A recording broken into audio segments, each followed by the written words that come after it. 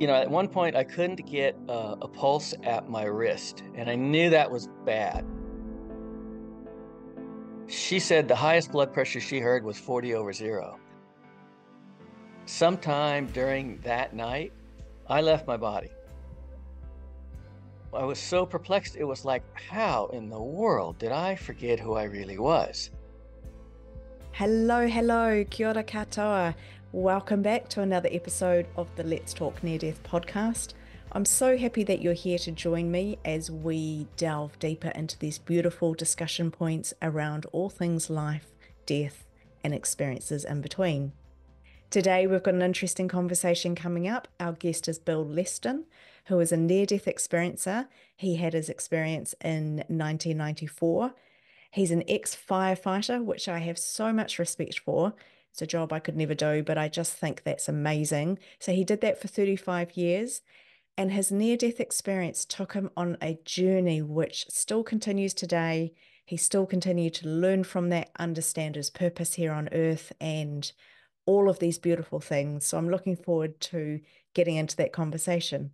So, Bill Letson, welcome along to the Let's Talk Near Death podcast. Super excited to hear your story. So, where does your journey and your story all begin? My journey begins, my near-death experience was in 1994, and I was working as a fireman down in Santa Barbara. And it was a flu season. It was, not like the COVID thing. It was just we had flu seasons, and sometimes they were gnarly. Mm. And this was a particularly bad one. And so we were running a lot, and the emergency rooms were full. And we got this one call for a woman who her neighbors hadn't seen her in a few days, and she was in her apartment. And the mail was stacking up, and her car was there, and the neighbors were yelling that she's in there and she's sick. And so we kicked the door in, and they were right. She was in the back, and we sprung into action. And my job was to get oxygen on her, a mask at high flow. And so I slid across the bed and got over her head, and she exhaled right into my face as Oh I was no. taking a breath. And everybody cringes at that. We're all It's hard not to. we're all programmed. So, and yeah, and it was immediate, the medics, all of us looked at each other, and it's like, this isn't going to end well. And but it did for her. We got her to the hospital, and she came home in a week, and Oh. everything was cool. And for me, that night I started feeling it, and then went off duty for a few days. And the middle of the second day, I was super ill. It was just nonstop throwing up and going to the bathroom, and I just dehydrated in like 36 hours. I mean, Mm. life threatening. And I couldn't get, at one point I couldn't get a pulse at my wrist, and I knew that was bad. That's like your systolic blood pressure is in the 70s, below 80, Mm. and my pulse was just humming along like 150 heartbeats. And I was all hunched over. It was all dark. It was hard to get around, and I went to call for help, call my family, and when I picked up the phone, it was just a whisper, and I couldn't even speak. But they figured it out, and 911 and my guys came, and the ambulance came, and they got me to the hospital, started an IV, got IVs going. And the hospital was full of people. It was a big surge on this flu, and the ER was overwhelmed. And it was full of kids. And I was in my 30s, big, strong fireman. So I was in the, low on the list, priority. And so they put me in a room, and they kept giving IVs. My wife was there. Some fire guys showed up. And after a couple of bags, I was feeling pretty good. And I said, we can just sneak out, and um, that was a close call, but we'll just stay on top of it and get some, medication working. And they weren't, the nurse said, you're not going anywhere. You arrived by ambulance. You can't leave. Nobody's even seen you. Mm. And So yeah, that was cool. I said, all right, no problem. And they went around, they broadcast, prescribed this something for pain and something for nausea for everybody in there, just to keep, keep everybody happy. And I said, I don't have a problem with either of those. And the nurse was like, it's doctor's orders.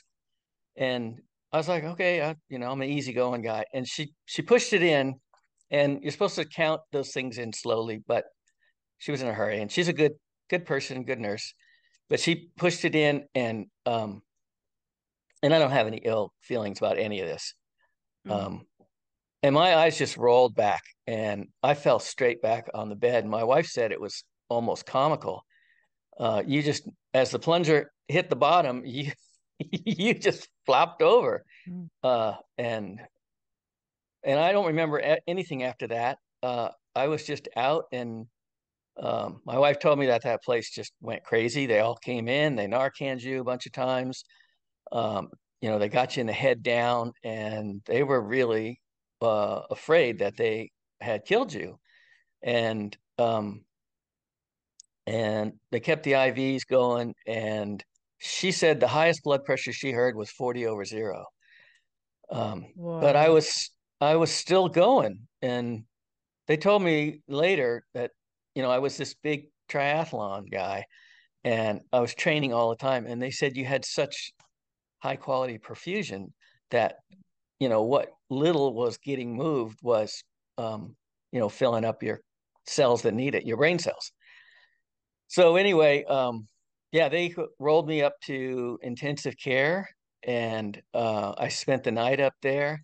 And sometime during that night, I left my body, and I wasn't Bill anymore. I was this huge expanded cloud, and I was just zooming along through these stars. That's all I called them for years. Um, Mm. they were these giant colored balls, and they were all around, and it was like they were parting and welcoming me through. And it was just like euphoria. It was like this ecstatic bliss. It was just nonstop. That was your vibe, that you felt as, as good as you could ever imagine feeling. And Mm. and I felt like I had been released from a hot, dark, stuffy closet, and that I was now this huge expanded cloud, and went on forever. And we hear about the Akashic records. Anytime I thought of anything, these papers, it was like pages came by with formulas and all this information. It was all available, and it was like you go to the library and you spin a microfiche. The pages were just coming like crazy fast. And I thought, well, this is pretty cool. And I cruised for a while, and those orbs, there was emotion coming off them. There was feelings, there was flow. It was like colors and light and music, and all this stuff that we say is separate, but it was all one thing. And it was all part of this heavenly realm. Mm. And the thing that went through my head, that I was so perplexed, it was like, how in the world did I forget who I really was? Mm. How was it that I was tricked into believing I was this guy? Because there was nothing could be further from the truth, about being this human, this dude, who had all these, he had history, and he had story, and he had likes and dislikes, and he had, a resume, and what he felt about the future, and all that stuff. It was like it was a bucket of Bill, and it just got emptied, and there was no more Bill. Um, and it was crazy how quickly it I adjusted to being back in, the realm that we go to, and getting back our real consciousness, I guess. Mm. Mm. So I flew along for a while like that, thinking, man, I could do this forever. And and this is something, here we live in this linear, um, world where we're Mm. fretting about the future and we're, um, you know, worried about in the past what we've done, whatever guilt or whatever we're carrying. And Mm. none of those, where we come from, this whole thing about living in the moment. None of those, they don't exist. It's not a linear place. And every new moment was just this blast of euphoria. And it was a brand new moment, every moment. And it was like, oh, wow, this is so cool. Oh, wow, Yeah. this is so cool. And that was your continuous vibe. And Yeah. because a lot of people say, I don't want to live forever. That sounds like a nightmare, because they have a lot of baggage or whatever. But there's no baggage, and there is no future, and there is no past when we go home. We're just we're just loving it. Um, so yeah, I was cruising along, just loving it, and every moment was fresh. And then all of a sudden, I landed. I landed in a place that was solid. It was like a clinic. It had indirect lighting. There were beds there and equipment. There was stuff on the walls. And right in front of me, there were these three short little beings. Mm. And they had these dark robes and hoods. And they were smiling broadly and giggling. And I was like, what just happened? Where am I now? Yeah. It was a complete switch in dimension. In Everything changed. And I was looking at them and they were giggling and they were asking me questions like, how was it? What did you learn? What can you tell us? And um, I wasn't afraid at all. I was just kind of a little confused. And one of them came over and looked real close and he was like, he looked me up and down and then he turned to the other two and he said, he doesn't remember us. And they all started giggling and bouncing up and Mm. down. Um, like a bunch of munchkins. And, these playful, joyful little guys that I felt I'd known, but it takes a while when you cross over, it takes a while to sort it out. Mm. Um, and you hear that a lot. And the thing is to not go into a fit of uncertainty, because when you do, the first thing that loads up is fear. And, once you start producing fear, we're creators and you can create this whole nightmarish, hellish environment just Mm. with your thoughts. So yeah, I wasn't afraid. I felt like nothing was fearful at all in all of this, and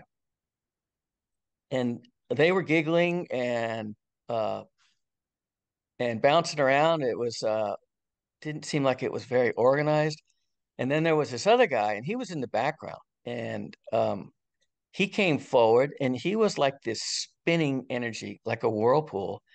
And I've called him a stretched out Gumby and a walking stick, and you know, very tough to nail it down.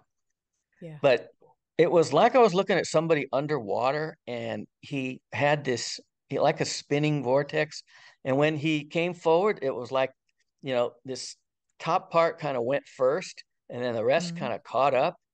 And Mm. as he came close, this spinning energy kind of engulfed me, and he had the biggest smile, the biggest, brightest eyes. You could just tell he was totally stoked, totally jazzed that I had come in. Oh. Like he just came, like a child just came home from preschool, and the father was home from work or something.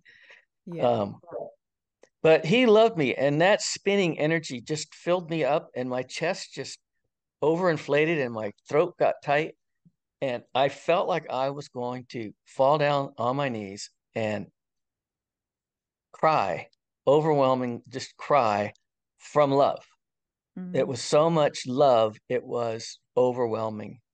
Um, and I've learned why mothers cry when their child goes off to kindergarten for the first time. Yeah. They're crying tears of love.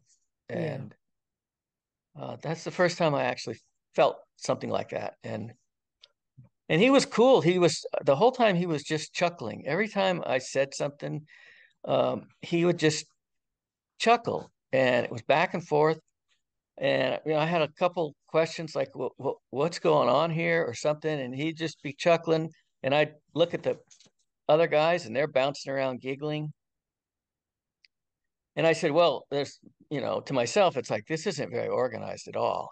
Um, I think we need to get going." And I said, "Well, do you guys want to?"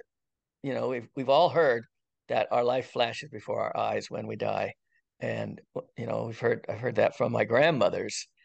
And Mm. so I had this thing in my head about this, this review. And so I go, "You guys going to do a life review? You guys want to get started on that?" And he just cracked up. He thought that was hilarious. And and he said, "Sure, sure, let's do that. How do you want to start?" And I said, "Okay, good. We're, you know, because that facility was okay, but I had just come from a limitless, you know, Mm. incredible bliss where Yeah. anything was possible all the time. And, Mm. that's where we return to, I guess, when we complete our work here in Earth. But so I told a few stories. I had this job offer when we got out of college. I had this job offer with Park Service on an island off the coast, and my wife and I were going to be there by ourselves and look after the wildlife. And for her, it was a dream job, but for me, I was in my 20s. I was a fireman, and I was Mm. used to, some action and Mm. being around lots of guys, and I took a fire job. But she wanted that. She Yeah. wanted that job, and yeah, looking back, I could have or should have done it for her because she's never asked for anything, but she wanted that island. So nobody was listening. Nobody was paying attention. They didn't care what I had to say. It was like watching the Three Stooges with the three bouncy guys. And he was chuckling at them, and he was chuckling at me. And it was all light and easy and fun. And and then he goes, "Okay, that's enough. Time to go back." And I was like, "Go back? What? Are you kidding me?" And I'm like, "Dude, you don't understand. That place is gnarly." And he said, "No, you got to go back. You got things to do, and they're important." And I pled my case a few times. I said I got lots of buddies, but the only persons who are going to really get hurt by my not coming back is my wife and my parents. But I told them they're strong people. They'll get over it in a few weeks. And he thought that was funny, and I was absolutely serious. It was like Wow. it was like there is no reason to go back there. Um, I saw it as kind of an illusion. It's kind of a trick that we play on this higher self of us, and we're here to learn really tough lessons in this Mm. place. Mm. And it involves um, loading up with those low vibrational energies that are giving so many people trouble these days. Fear and all the stuff that goes with it, anxiety and depression, and um, Mm. those things, they stay here. They don't go with us. Mm. Um, and the universe is emotions, and the hard work, the harsh emotions are here in this earth plane. And we have to conquer them um, to prove ourselves, um, capable of getting around the universe and not creating a bunch of, um, chaos. Mm. Because like I said, we are creators. You think it instantly creates, and we can have monstrous thoughts here, and Oh, yeah. we gotta learn to control our thinking and choose those cool, higher vibes. And I'm convinced that's what's going on here. And the thought of going back into that was like having somebody dump a dump truck full of gravel on top of you. That's I didn't want anything to do with that. It was going to be super rough to come back in here. And that's you talk to a lot of NDEers, and a lot of them, they don't do too well when they get back here. Yeah, this There's is true. depression for weeks or months or years, and Mm, occasionally that leads to addiction mm, because you're trying to escape back to that bliss that you were mm, that is home. And but anyway, I had to go back, and he came forward, and that whole spinning thing with his intention, the room just started to come apart and spin away, and he evaporated, dissolved in front of me. And they were, they were all sweet and stuff, but I was going somewhere else, and I dropped away into darkness, and I got down. My feeling was I was down near my body, in a dimension directly next to where we are in the physical. mm, And that place was really harsh. It was lonely, and it was dismal, and it was dark, and he didn't want to be there. And I don't know if that's just, this, we have names for that, the other place or hell. Um, And yeah, we've heard that we are in hell, and we have to navigate it in these earth suits, and, you know, return to the light, raise our vibration. And when we do leave our bodies, to navigate that, when our ancestors, our guides come for us, navigate that um, valley of the shadow of death, because mm, it's absolutely real. And coming back into Bill, that other place was very harsh, very scary. And then coming back into Bill, I was getting re-uploaded with all of Bill's, you know, guilt, shame, fear, anxiety of the future. oh, yeah. And I've never.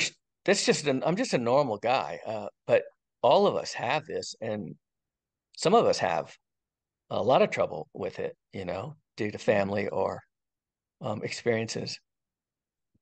But I was back in my body, and sometime later, it was still dark. I was waking up every few minutes, and I could see the machines, and the vital signs were climbing.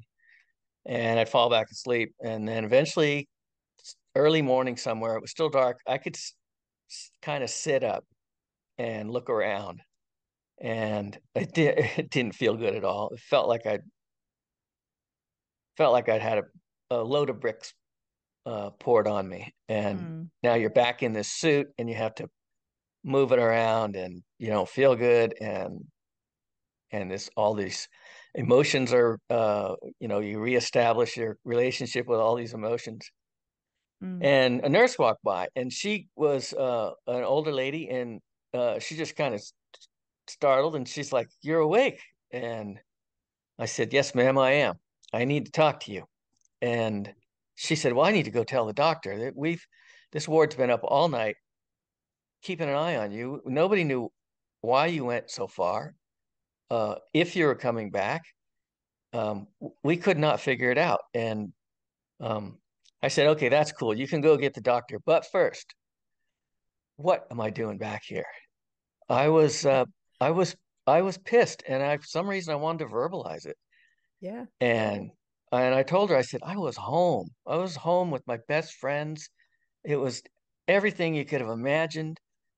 How did I get back here? I had died. Bill was done. I had bought the farm. And she said, "Honey, you've been in escrow, but you fell out of escrow, and now you're back with us." And she had her hands on my shoulders, and she looked me right in the eye, and she reached something. The windows are the eyes are the windows to the soul. She touched something deep, and she said, "You're back with us, and you need to get your head around that." And I was like, okay, all right, I got it. And I was good after that. And but there was this, it's very the sadness is unbelievable level of sadness that, I had it for a few days. And you're kind of depressed, but not like some people. You just you just knew you were home and then you were pulled away. Mm. And so some people, the doctors came, and I was just like, blah, blah, blah, blah, blah. There was this tall, wispy guy, and he was so cool. And then Yeah. there was these three short little guys, and they were so much fun. And we have no idea what's on the other side. Nobody's telling the right story. And um, they had a good laugh, the doctors. And my folks came, and I was still go, wow, I'm still going. And Mm. you could see the disappointment in their face, like, well, he's had brain damage, Oh no. etc. And um, I kind of I let up on it, and it's like, okay, all right, I get it. I sound like a crazy person. And I was on the couch for a while, and then I got back to work, and all the fire guys were like, dude, what happened? Everyone's talking about you had this thing with the emergency room, and then you went somewhere. And I said, well, yeah, I'll tell you all about it. And I tell the same story with as much enthusiasm and detail every Mm. time anybody wanted to hear it. And Mm. mostly the religious people, as soon as I got to the short little guys, uh, now I'm talking about demons, and they didn't want to hear anymore. They would just Yeah. blank out. And they were the furthest thing you can imagine from a demon, whatever that is, or a lower sort of life form or something. Mm. But yeah, I told the story, and a couple of weeks went by, and everybody got a piece of it, and it was all the talk, and it got up to the office, where the chiefs hang out, and so they had an opinion on this, and it kind of came back down through the ranks to lighten up on this story, because we can't have lunatics riding our fire engines. And I absolutely got it. I was good with it immediately. It's like, okay, Mm. makes sense. And I dummied up, and I zipped it for uh 15 years or so. Wow. And Yeah. and somebody asked me just the other day, one of the interviewer guys, Alex, he said, how did you manage that? So many NDEers have this psychological problem that you know, they can't function because they didn't want to be back here, and then nobody believes them. Mm. And how did you just compartmentalize it? And I told him honestly, I said, I was just I wasn't taking Bill seriously, and because I had just experienced myself without him, Mm. and I was still me, but the personality, this guy you're talking to, he was gone. Um, it's like he just took off a overcoat, and he was gone, and that was something that I did, but I was still me on the other side. And so when the circumstances were that I had to button it up or else, it was like, okay, I'll button it up. And I didn't react to that. Mm. I wasn't taking the circumstances, the situation of this place seriously, and I wasn't taking, Bill's reaction to something he was considering. I wasn't taking that seriously, Mm. and kind of living in the moment. And I had 15 years of cool moments, So and then I retired. you weren't worried about outcomes of things. You were able to step away from the what ifs and worrying about things. Yeah, no, I didn't worry about anything. Yeah, And I, I like it. I was, I was fully aware that NDEers are, in the 90s and even after that, were considered kooks. And Mm. Oh yeah. and my story, I was at the top of the kook pile. I was the king of the mountain. Yeah. Um, and I was like, all right, that's the way it is for now. But this is just a ride. This is just Yeah. something we do to for amusement and to learn. And that's pretty profound wisdom when it's like, don't Yeah. react. It really is. I have something quite similar where I'm not sure, Bill. I don't feel like I've potentially fully integrated back in following my own near-death experience. Sometimes I go, we are so concerned about the silliest things, and I get these glimpses of the bigger picture. And I don't know whether it's from another dimension or what, and just going, nothing actually matters, nothing. And yet we think things are so incredibly important. And I really like what you're saying. And I think it's really cool to be able to stand back and go, oh, well, it doesn't really matter. It's all part of the plan, or it's all part of something bigger. And I Right. like that you've been able to do that. 15 years is quite a while, isn't it? So, I always knew it was real.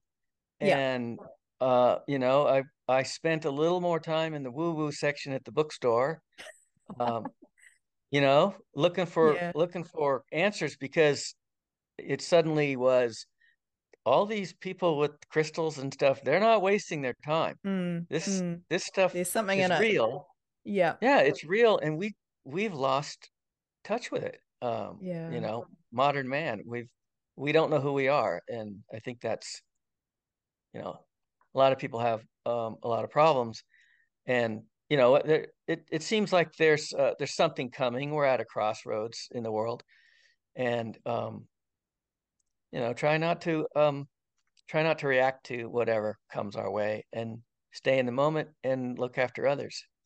And yeah. that's what I did. I continued to run calls and public safety, public service, and I loved that job, and Mm.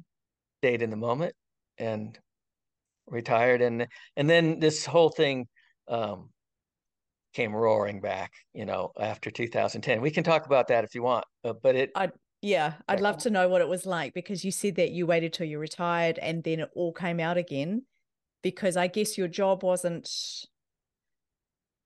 what's the word? There was no risk that you could lose your job, or you weren't going to be seen as the kook at the top of the chain again. And yeah, what was that like when you started talking about it? Was that quite hard to start with?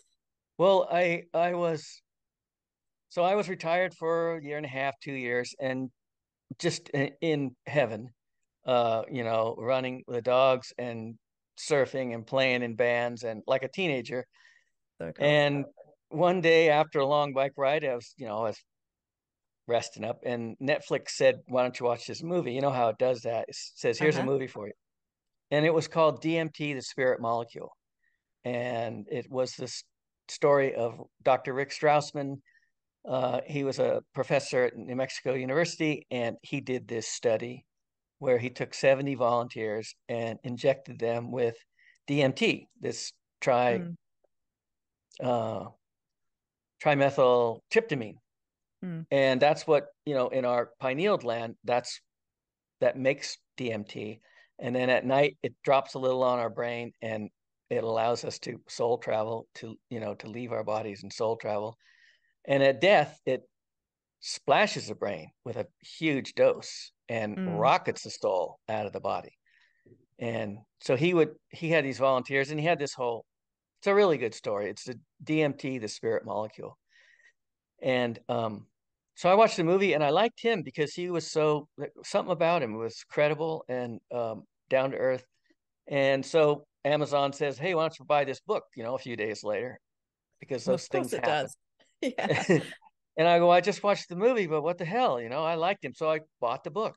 Yeah. And when I got to chapter 13 and 14, called Contact Through the Veil, and the guys that he was injecting with this DMT, this thing that rockets the soul Mm. out, and they were going to same facility, seeing three short little guys and a tall wispier guy. Oh, wow.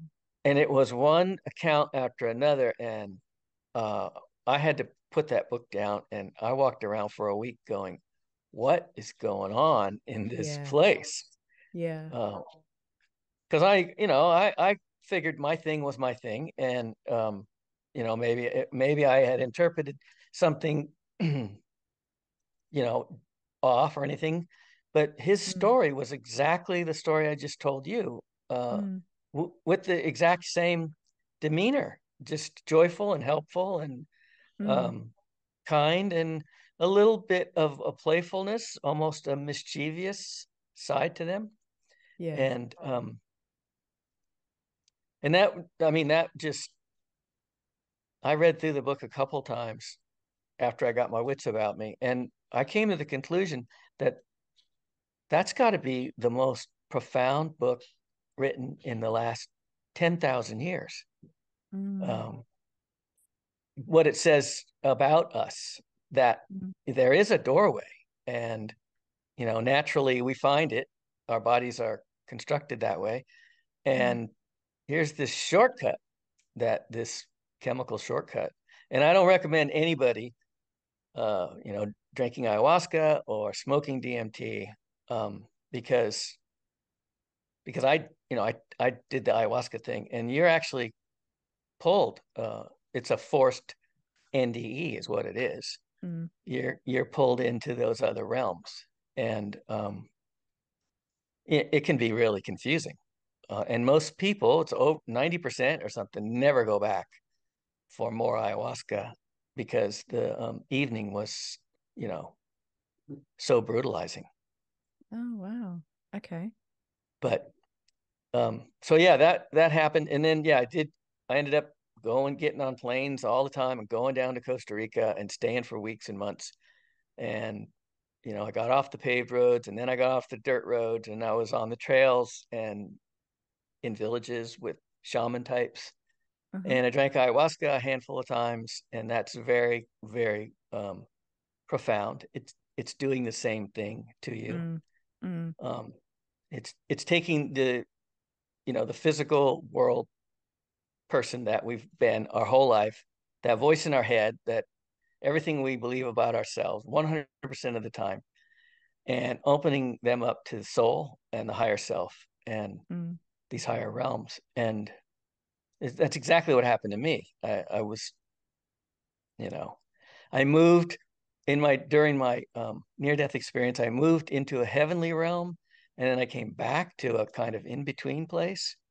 And mm-hmm, then I came back down to an other place right next to the physical, and then I was back in the physical.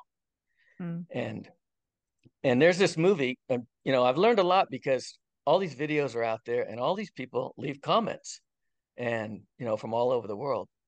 And a lot of people said your story is exactly what's mm. in this movie called Astral City, by Oh, this yes, I'm medium. familiar with that. Yes. Yeah, and that movie, it shows you those realms, you know that Mm, gnarly place right next to where we are in the physical, and then that in between place, and then everyone's working, going through many lives, striving to go to that really incredible place with all the colors and stuff. mm. And that's what I experienced. So Yeah. Wow. It's just amazing. Thank you so much. Do you feel like when you were in the 15 years of keeping it to yourself and not really engaging with that experience that you'd had, did you feel like one day you would talk about it, that it was going to come out at some point, or were you holding that in? no, I didn't think it would ever come out. And it had, like an onion, it had layers over it, Yeah. to where Yeah. I was just functioning, and I wasn't worried about it, but it was down there. Mm, And like this, when I was just a few years ago, I was uh looking through the internet, and a picture came up of the movie Communion, and those little short little guys that Christopher Walken is hanging with in, mm. it's a spaceship or something. I don't know what they're portraying, but they looked exactly like the guys that were in front of me. They had those Wow.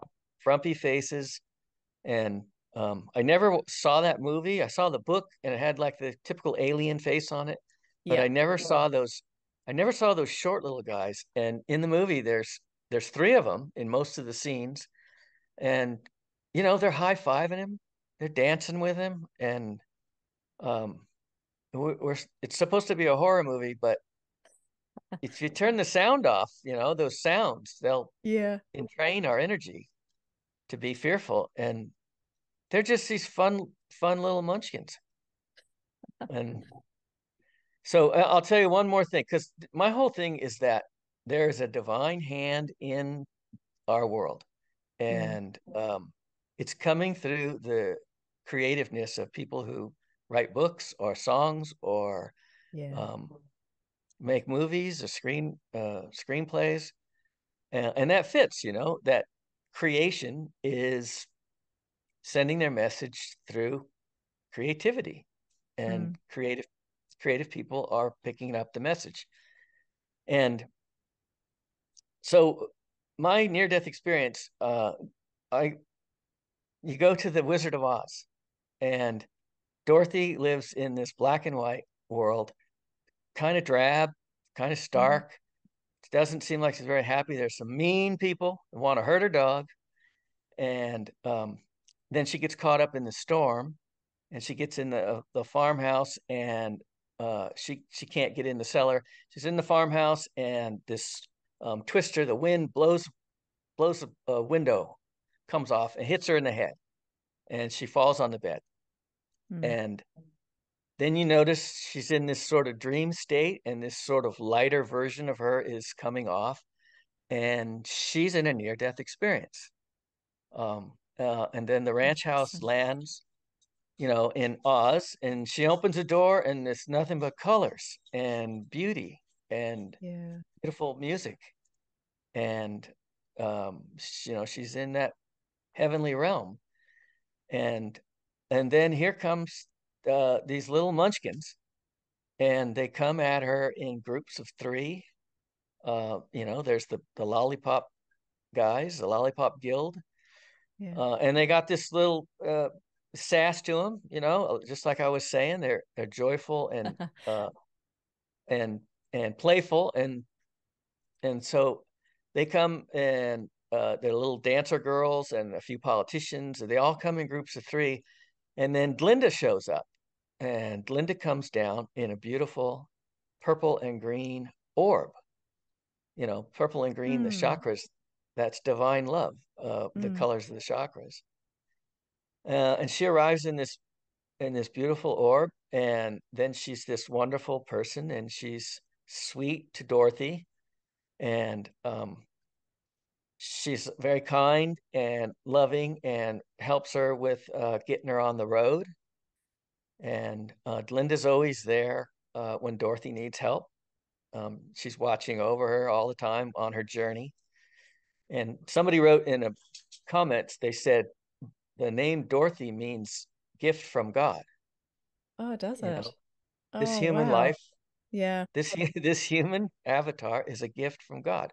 Mm. Uh, so then she sets out on her journey, and she has these three characters. The Scarecrow is looking for a brain, and the Tin Man wants a heart, and the Lion needs courage. Yeah. And this, for me, this is our journey.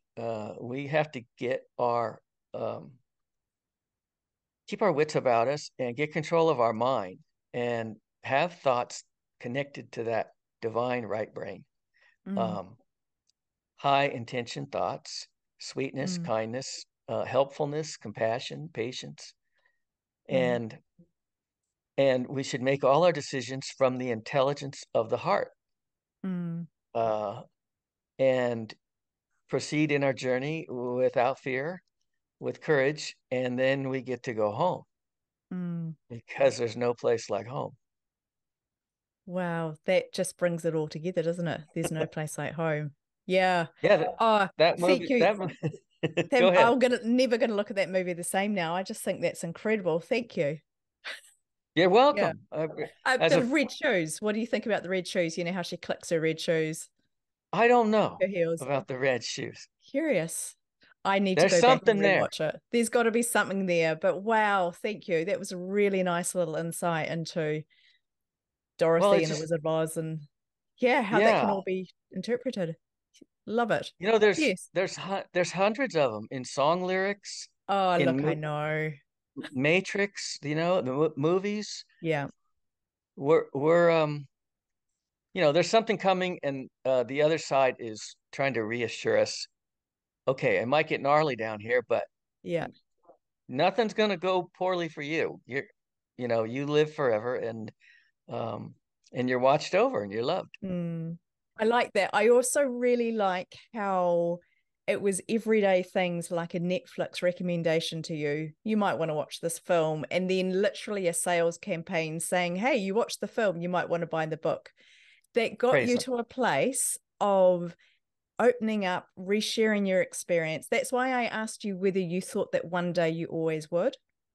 My experience myself was I held mine in for 27 years, which was quite a long time, but I always knew at one point in my life it was all going to come out. And I didn't particularly look forward to that day because I was quite comfortable keeping it all inside.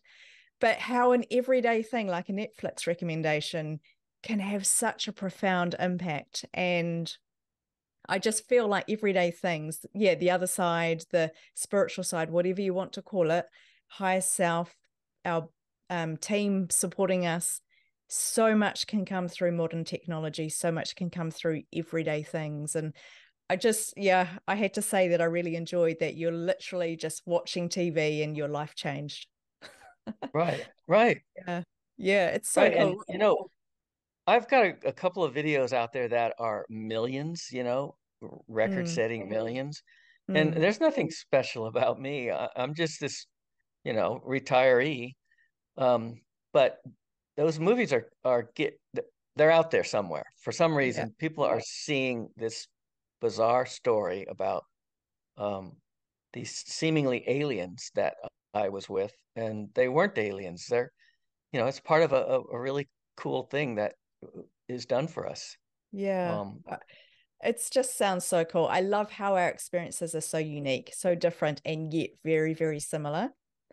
The question I have for you is thinking about the being, I'm going to call them beings, the short alien type people, the amazing energy. And I just love you talked pencil guy spinning around, around, around. I just so resonate with that kind of energy. I just think it's so cool. Do you think we are all those beings outside of this? You call them earth suits. When we take off our earth suit in a different dimension, are we potentially spinning round and round? Are we an energy that is like the little alien or something like that? yeah, I think so. Yeah. I think, yeah, I think that, the guy that I was with, that spinning guy, I think that was my higher self, Okay. and he's the perfect original, Yeah. and I'm a copy, one of thousands, Okay, and that's another question I had for you. Yeah. we, they send us to Earth, and we have these journeys, and then the information is kept on the soul, what's learned from all of our adventures, Yeah. and and I think the reason there was so much affection coming from him because I was like a child to him. I was like a toddler, and I can Mm, definitely see where these religions, created this father, the original, and things like that, because he had complete control. When it mm, was time for me to go back, that whole dimension evaporated. Um, mm, that's all powerful. That's a god mm. of, and maybe Yeah. all those higher selves, combined, is makes, the god. We're all connected and all that stuff. Yeah. Yeah, because you talked I don't know. about how you had no fear. It felt very inviting and fun, and they were almost laughing at you because you're like, right, so I know there's a life review. Let's get on with this. I want to get back to that great place. And they're almost laughing at you. When I was there, and I thought, okay, I'll talk about a life review, and I'll talk my way out of this place.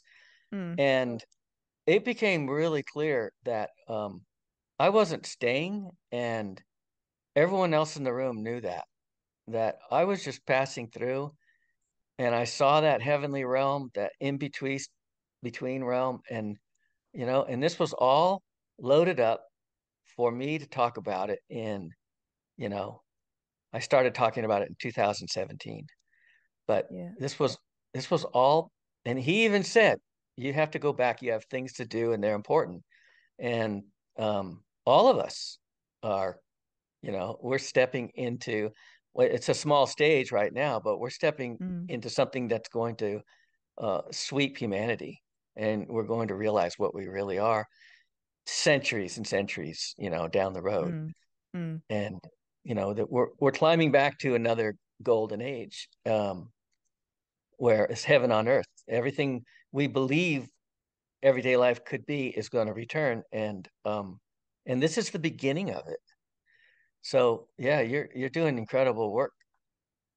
Do you feel like you knew what some of those things were? Sometimes I talk to people and that they understand key moments in their life, and when they're told you have to go back, you've got things to do, they recognize them when they happen. Have you ever had that where you know what's going to happen, or you're aware when they do happen, that that was one of the things you came back for? Oh yeah, yeah, when I started talking about this, I was going to ions, Yeah. near death studies. I was going to their meetings, and this was in 2016, 2017, and they were calling me and setting things up. And I had like this lady in Santa Barbara who was like, your story is so cool. You need to go see my friend in Chicago. You need to go to Virginia. You need to go to the Bay Yeah. Area. And I'm Yeah. like, okay, yeah, I'll do it. And yeah, I mean, all that stuff just started unfolding, and I'm like, okay, I can see where this is going. Uh, this is something I'm supposed to do. I'll probably never see any um, big changes from it, but this is I'm planting seeds, Mm, mm. and for the next group. But then this last year and a half, it's gone crazy, and I think you would agree with that. The podcasts, Yeah. I mean, Yeah. my story's everywhere. It's embarrassing. Um, No. yeah, something's going on, and I'm watching these views, these people clicking on these things that should taper off, and it's going up in a lot Yeah, of. because I think a lot of people are just hearing about these experiences and realizing how, I'm not going to say every day because they're not everyday experiences, but people have experiences all the time. There's a lot, the acceleration of these experiences is happening. And I think people are learning about them and then just wanting to absorb them, find out as much as they can, or they're going, oh, I had something like that, whether it's a near Right, death experience or a spiritual experience or whatever that might be. right, Yeah. Yeah. And that's part of this wave that you're talking about, part of this knowledge that's coming in. And yeah, we may never see the impact of what we're doing here in this lifetime. It may be so much bigger than us. Do you feel you were there having this experience? Do you feel like at one point you said you were returning to the energy when you were talking about going through the stars and the lights and the balls of light, sorry, that you were seeing? Do you feel like you've done that multiple times? um, yeah, I've kind of cooperated with this whole thing. I think that NDEs are invitations, and most of us don't get that. And Mm, um, so I started paying attention. I spent a lot of time in Costa Rica, around a bunch of hippies, in a village, and they lived their life with this really high intention, and they did mm, lots of silence, and um, just they ate vibrant food. We talk about raising your vibration.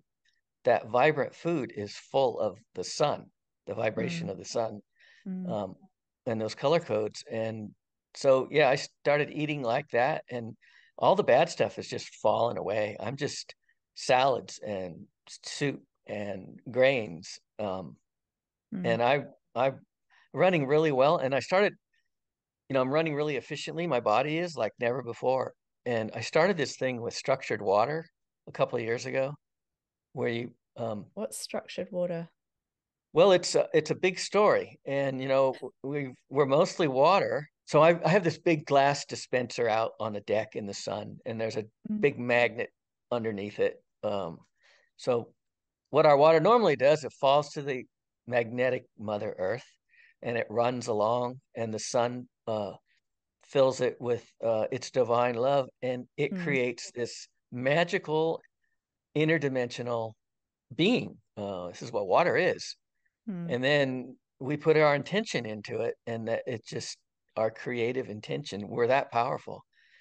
And you drink it, and everything just shoots through the roof. So I'm having all these.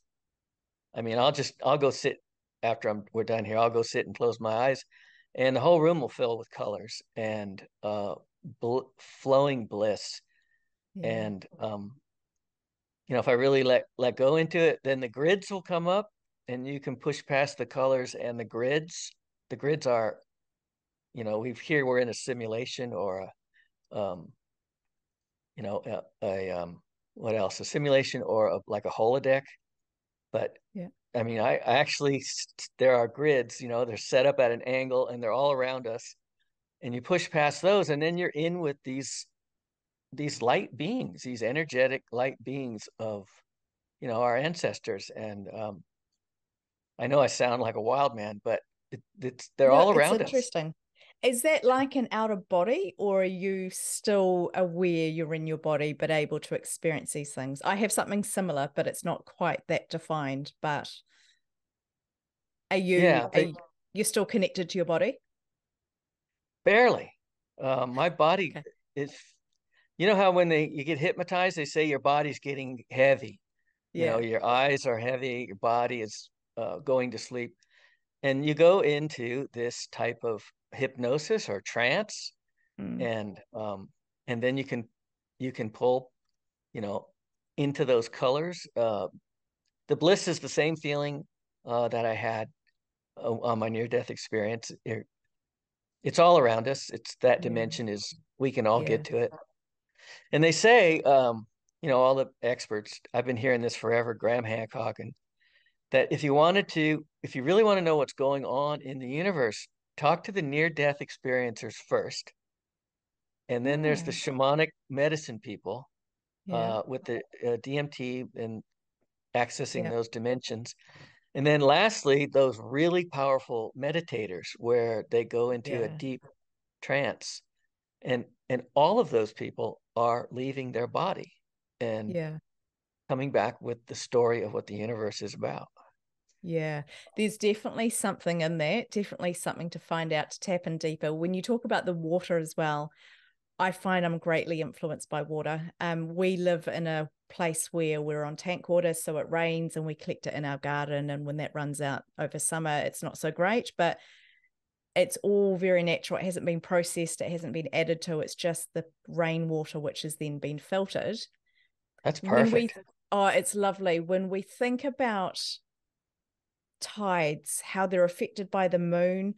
We're mostly water. I believe that we're affected by the moon. I believe we're affected by things that influence us around us. And yeah, now I'm sounding like I'm a little bit out there and a little bit woo woo, but Oh, I resonate with what you're saying about the water as well. And I just think there's so much goodness and so many ways we can still our mind. I like how you talk to the NDEs, talk to the shamanic people, talk to the meditators. I think we can also just talk to our spirit team. Just sit, make a space, be still, or walk, or whatever that looks like for us, and actually just open up and have a communication. And it may feel a little bit unusual to start with, but I think we can all tap into something. And yeah, it resonates with me what you've been telling us. I so cool. appreciate your story, Bill. It's been fabulous to hear it.